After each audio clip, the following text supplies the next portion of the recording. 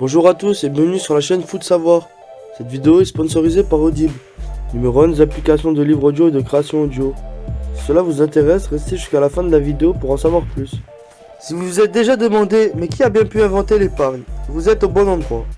Et pour commencer, voici la définition que l'on trouve dans le Larousse, l'épargne. C'est une action consistant à mettre en réserve une somme d'argent qu'on ne dépense pas. Pour le moment, c'est assez simple. Mais ce qui nous intéresse, c'est de comprendre comment l'épargne a évolué. Comment on est passé des bas de laine, où l'on déposait nos petites économies, à une épargne encadrée par un organisme spécifique et qui en peut plus nous rapporter de l'argent. Pour commencer, il faut se rendre au début du 19e siècle, lorsque débute la révolution industrielle. À ce moment-là, épargner n'est pas un mot que la population connaît. Dès que la moindre pièce entre dans la poche, elle est aussitôt dépensée à l'auberge ou bien en jeu d'argent en tout genre. Rares sont les personnes qui arrivent à économiser. Mais lorsqu'en 1818 la France, sous le règne de Louis XVIII, sort des guerres napoléoniennes, c'est l'hécatombe. Il n'y a plus d'argent dans les caisses du pays. Comment diable le reconstruire s'il n'en reste plus aucun centime? C'est là que deux bonhommes interviennent brillamment. Benjamin de la Serre et François-Alexandre de la Rochefoucauld-Liancourt. Bien évidemment qu'il reste de l'argent en France. Il suffit juste de savoir où chercher, sous les matelas et en haut des armoires du peuple français.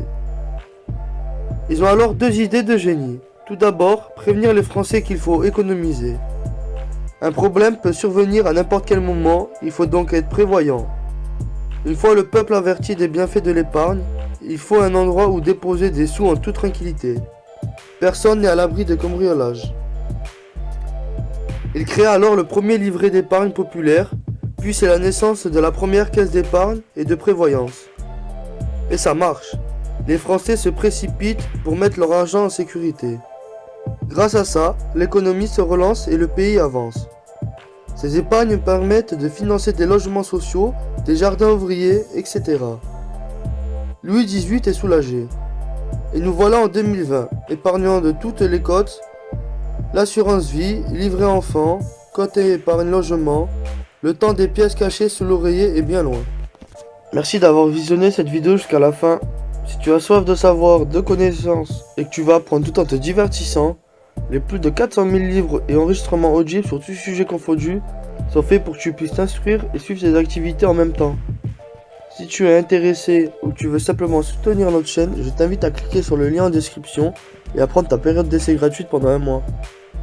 N'oublie pas de t'abonner à la chaîne et de laisser un like si tu as appris des choses ou que tu as aimé nos explications, ainsi qu'activer la cloche pour être tenu au courant de nos prochaines sorties de vidéos.